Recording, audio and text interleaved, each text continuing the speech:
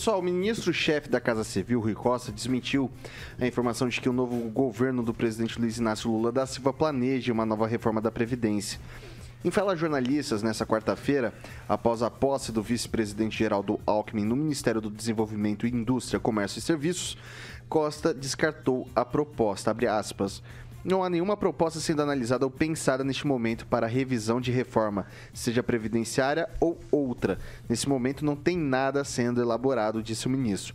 Ele completou reforçando que qualquer proposta, caso venha existir, deve passar pela Casa Civil. E é evidente que quem teve 60 milhões de votos é quem decide. Qualquer proposta só será encaminhada depois da aprovação do presidente da República. Ele acabou de me dizer que eu poderia explicitar que qualquer proposta passará necessariamente pela Casa Civil antes da sua análise, completou o ministro.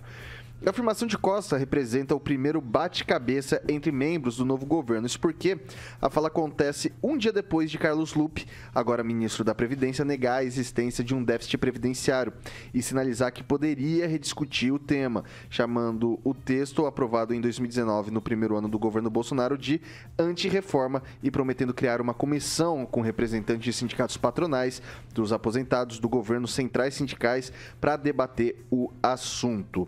Bom, queria começar com o francês. Começou a Guerra das Vaidades? Eu não acompanho especificamente esse caso aí, mas hoje a ministra Cida Gonçalves tomou uma trombada do presidente do Senado, o Rodrigo Pacheco, porque ela declarou que as questões do aborto lá, que estão pendentes lá no Senado estão registrando retrocessos no quadro do Senado atual do ano passado para cá.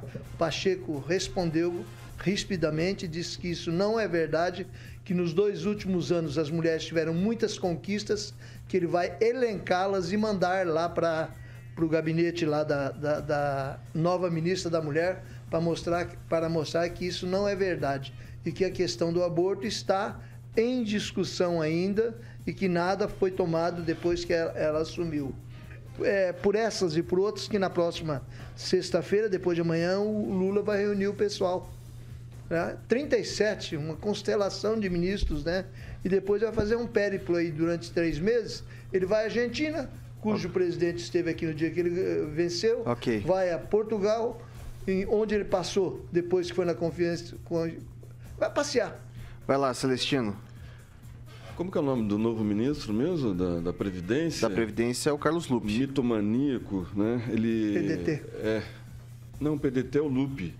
Mas ele mesmo. Ele. É o Lupe? Carlos Lupe. Então foi ele que... Não, esse é o da Previdência, o da Casa Civil é o Rui Costa. Sim. Tá? Não, mas quem que falou as besteiras foi o Lupe, né?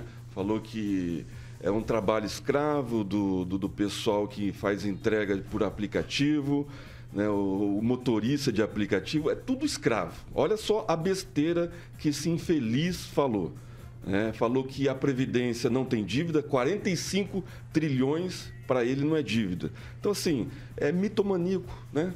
Mais do mesmo. O pessoal da esquerda tem compulsividade em mentir, né? Enganar o povo brasileiro, e o povo brasileiro já está calçado, né? Já está sabendo, a maioria, pelo menos, sabe que esse povo só fala mentira, né? Não tem argumento.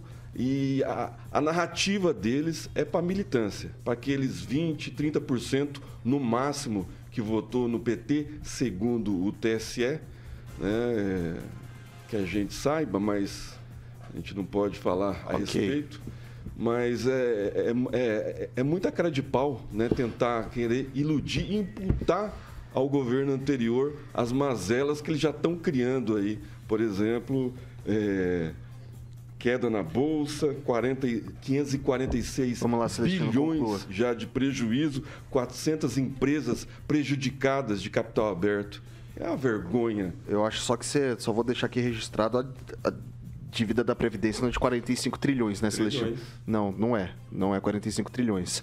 Não, o rombo que a gente tinha ali em 2021 era de 320 bilhões. 45 trilhões é 10 vezes o orçamento da União, 15 vezes. 45 daí você traz a fonte, por gentileza, depois. Luiz Neto. É impossível, né? Mas vamos focar aqui o assunto principal. Eu acho que o principal erro do novo governo esse tipo de situação que os ministros causam, né? Esse tipo de fadiga que prejudica ainda mais o andamento do governo, que já começou errado, na minha opinião, né? Aumentando, inchando a máquina pública, destinando recursos para interesses de aliados e não para o interesse do país, né? Vamos dar um exemplo, né?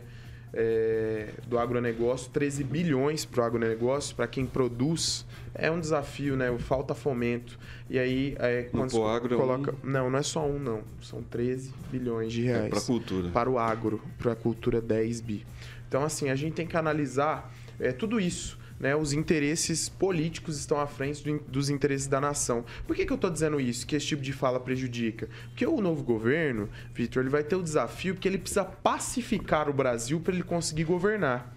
E quando ele critica decisões tomadas no governo Bolsonaro, quando se coloca como se o outro governo era o problema e o atual governo é a solução, em vez de traçar novas metas, acaba dividindo ainda mais as pessoas. A gente vê quem votou do outro lado mais bravo ainda com o atual governo, porque sabe também que algumas coisas não é bem assim como se fala. E a fala desses ministros, dessas novas escolhas feitas pelo presidente eleito em exercício, Luiz Inácio Lula da Silva, coloca em xeque algumas dessas situações. Então, o primeiro passo para se pacificar o Brasil é falar de futuro. Deixar o passado no passado e esclarecer a realidade com verdades. Porque quando a gente coloca como se tudo que era antes era ruim e tudo que está sendo colocado agora é bom e as pessoas estão vendo as dificuldades e o reflexo das decisões do gestor, a gente chega no consenso de que as coisas não estão bem assim como falam. Vou dar um exemplo, né? Bovespa caindo, dólar subindo, combustível tentando segurar, mas mesmo assim tendo uma crescente. Então não preciso dizer mais nada, a população está vivendo diariamente. Para encerrar, Edivaldo Magro. Como o francês bem lembrou, o Lula reúne os ministros na sexta-feira, exatamente para tomar rédea desse bate-cabeça. Lembrando que o Flávio Dino tem dito besteira com relação a esse revanchismo com a gestão anterior. O Carlos Lupe tem dito de uma anti-reforma da Previdência. O Luiz Marinho disse que ia acabar com o saque aniversário do FGTS. Enfim, a ideia é deixar com a Casa Civil, com Rui Costa, as informações. E é natural que no início do governo existe essa divergência de discurso. Então, junta-se, começa a falar a mesma língua e organiza. Quem fala é o presidente via Casa Civil, principalmente quando se tem decisões estratégicas, importantes para o governo. Então, é natural que isso ocorra, vamos alinhar, né, o discurso. É início do governo, vai ter muita crítica, né? Vai ter esse realinhamento, né? Não só de discurso, mas de estratégia, de metas. O documento com relação às conclusões do grupo de transição que está disponível, tá, dentro do site do governo federal. É um documento muito longo e com bastante informações atualizadas da real situação econômica do país hoje. Inclusive, esse déficit da Previdência estimado para esse ano, viu, o Celestino, vai ter 7,3 bilhões de reais. Não sei se isso é muito, é pouco, realmente não consigo avaliar isso, mas tem uma série de problemas que são típicos de gestão pública. Se a anterior fez ou não fez, deixou de fazer, se essa vai deixar, nós só esperamos que a gente organize esse país e que as pessoas possam ser felizes, Vitor. Parabéns pela lucidez, viu, Edivaldo? São 6 horas. É difícil achar isso na esquerda.